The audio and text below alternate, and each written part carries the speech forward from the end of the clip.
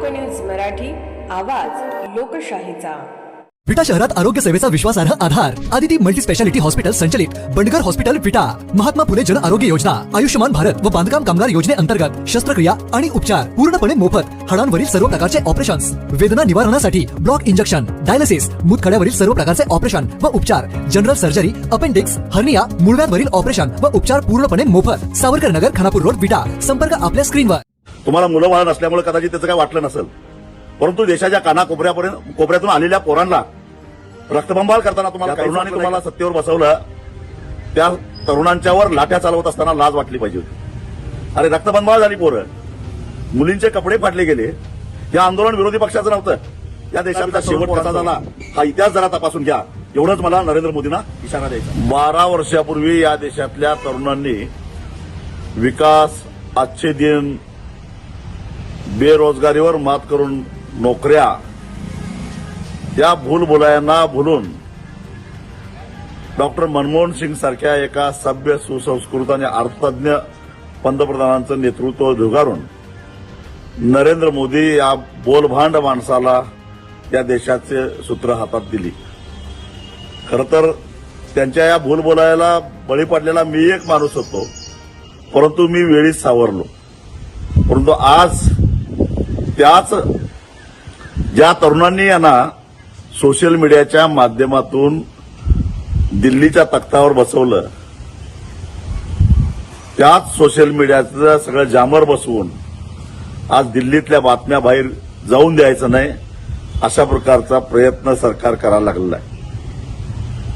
ज्या तरुणांनी तुम्हाला सत्तेवर बसवलं, त्या तरुणांच्यावर लाठ्या चालवत असताना लाज वाटली पाहिजे होती।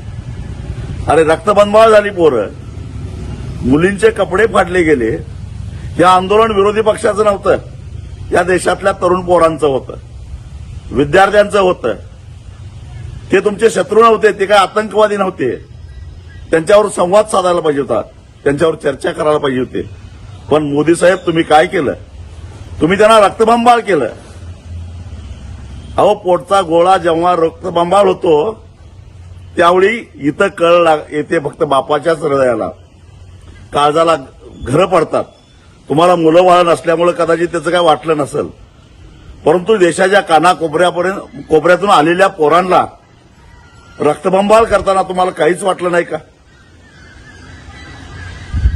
अमानुषपणानं वागलात तुम्ही। मी मागं वाचलं होतं, विराट कोहलीची फक्त करंगळी फ्रॅक्चर झाली होती तर तुम्हाला फार दुःख झालं होतं। तुम्ही ट्विट काय केलं, तुम्ही मन की बात मध्ये काय बोलला?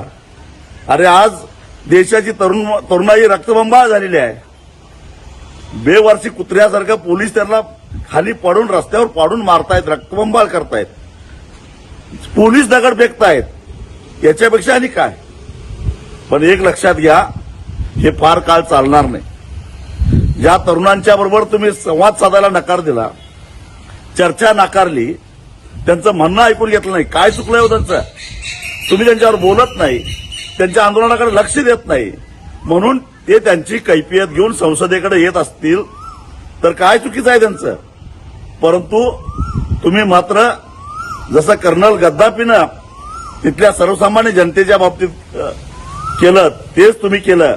पण गद्दाफीचा शेवट कसा झाला हा इतिहास जरा तपासून घ्या, एवढंच मला नरेंद्र मोदींना इशारा द्यायचा आहे।